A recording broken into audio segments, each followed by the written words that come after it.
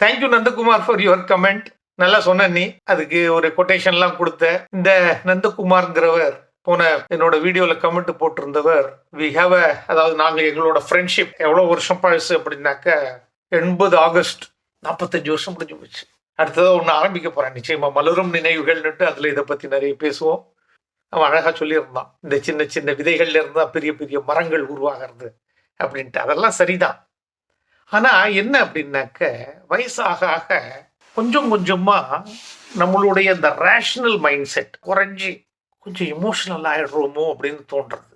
அந்த இமோஷனல் ஆகும்போது, அதுவும் நான் சொன்ன நண்பர் 85 86 வயசு சொல்லும்போது ரொம்ப இமோஷனலா சொன்னாங்க. இதை நம்ம எல்லாம் இந்த புளியாங்குட்டை மாதிரி ஃபேமிலிலையும் சரி வெளியிலையும் சரி புளியாங்குட்டை மாதிரி அவ விளையாடின்னு இருக்கா அப்படின்னார். இதுக்கப்புறம் தொடர்ந்து அவர்கிட்ட நான் கேட்டேன், உங்களுக்கு இந்த புளியாங்குட்டைங்கிறது எப்படி இப்படி தோணித்து, எங்கேருந்து உங்களுக்கு இந்த புளியாங்குட்டை ஐடியா கம்பேரிசன் வந்தது அப்படின்னு கேட்டேன். அதுக்கு அவர் சொல்லியிருந்தார், இப்போதான் வாட்ஸ்அப் குரூப் ஏகப்பட்ட குரூப் இருக்குப்பா, அது மாதிரி எங்களுதுலையும் எங்களுடைய சீனியர் சிட்டிசன்ஸ்க்கு நடுவுலையும் எங்களுடைய என்ன சொல்றது ரிட்டையர்மெண்ட் ஹோம்லயும் ஒரு வாட்ஸ்அப் குரூப் இருக்கு.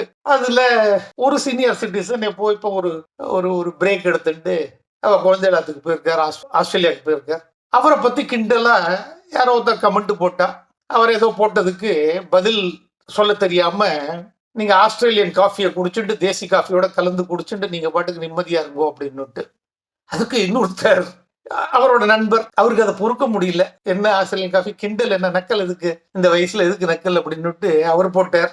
இந்த ஆஸ்திரேலியன் டபுள் ரோஸ்டட் பீன்ஸை பத்தி, காஃபி பீன்ஸை பத்தி பேசுறது ஒரு புளியாங்கொட்டை அப்படின்னார். அதுல இருந்துதான் எனக்கு இந்த புளியாங்கொட்டைங்கிறது தோணித்தோ. ஐயோ எவ்வளவு கரெக்டா சொன்னார்.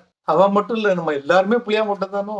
ஒரு குழியில இருந்து கார்பரேட் புளியாங்கொட்டையா இருந்தோம், ஃபேமிலி புளியாங்கொட்டை, கார்பரேட் புளியாங்கொட்டை, இப்ப சீனியர் சிட்டிசன் புளியாங்கொட்டை ஆயிட்டோமோ அப்படின்னு தோன்றது அப்படின்னு சொன்னேன். அதுக்கப்புறம் நான் எப்பவுமே எனக்கு 71 72 வயசு ஆகுறது, இப்போ என்னை விட பெரியவா 8 10 வயசு பெரியவா அப்படின்னாக்க பொறுமையா கேட்பேன். எனக்கு அந்த நாளையும் நம்ம கடக்க வேண்டி இருக்கலாம், அப்ப நமக்கு எப்படி இருக்கும் அப்படிங்கிறது இப்பவே யோசிச்சு பார்த்துக்கிறது நல்லது. அதனால நம்மளை விட வயசானவாளை ரிஜெக்ட் பண்ணக்கூடாது, அவ பேசுறதை தடுத்து நிறுத்தக்கூடாதுன்னுட்டு பொறுமையா கேட்பேன். அதே மாதிரி ஒரு டீ கேட்டுன்னு இருந்தேன். அவர் சொன்னார் புளியாங்குட்டன்னு சொன்னோன்னே, அவர் நல்ல is a good writer also. அவர் அதுக்கு மேல சொல்ல ஆரம்பிச்சார், புளியாங்குட்டை என்னன்னா பலதும் ஞாபகம் வருதுப்பா, நானும் அவரை என்கரேஜ் பண்ற மாதிரி, சொல்லுங்க இந்த புளியாங்குட்டை கதையை என்ன சொல்லுங்க அப்படின்னு. அதுக்கு அவர் சொன்னார், சின்ன வயசுல நாங்க ஸ்ரீரங்கத்துல தேவி ஸ்கூல்னு ஒரு முனிசிபல் ஸ்கூல்ல படிச்சோம். ஒரு மாதிரி இருக்கும், 5ஆம் கிளாஸ் ஏ செக்ஷனுக்கு மட்டும் தான் பெஞ்ச் உண்டு, மீதி எல்லாம் கீழே தான் உட்காந்துக்கணும். இப்ப எப்படின்னு தெரியல, சமீபத்துல நாங்க அந்த ஸ்கூல்ல போய் பார்க்கல. அங்க கீழே அப்படியே தர அங்கங்க பேந்து இருக்கும், நாங்கெல்லாம் அப்படியே உட்காந்துட்டு இப்படி மண்ணை நோண்டின்னு இருப்போம், அதாவது பண்ணிட்டு இருப்போம். இன்னொரு பொழுதுபோக்கு என்ன அப்படின்னா, முக்கியமான பொழுதுபோக்கு என்ன அப்படின்னாக்க புளியாங்குட்டை பொழுதுபோக்கு. புளியாங்குட்டை பாக்கெட்ல புளியாங்குட்டை 2 3 போட்டு வச்சுட்டு, அப்பெல்லாம் அரண்டரை அவசரம் தானே போட்டுப்போம், தொடையெல்லாம் வெளியில தெரிஞ்சுட்டு இருப்போம். இந்த புளியாங்குட்டைய இப்படி தரையில இப்படி இப்படி தேய்ச்சா சூடாகும். அப்படி சூடு பண்ணி டக்குன்னு மத்தவன் பக்கத்துல இருக்கிறவன் தொடையில வச்சா சுயமா, டீச்சர் என்ன கத்துற அப்படின்னுட்டு அவனுக்கு பனிஷ்மெண்ட் கிடைக்கும், சூடு வாங்கிட்டு அவனுக்கு பனிஷ்மெண்ட் கிடைக்கும்.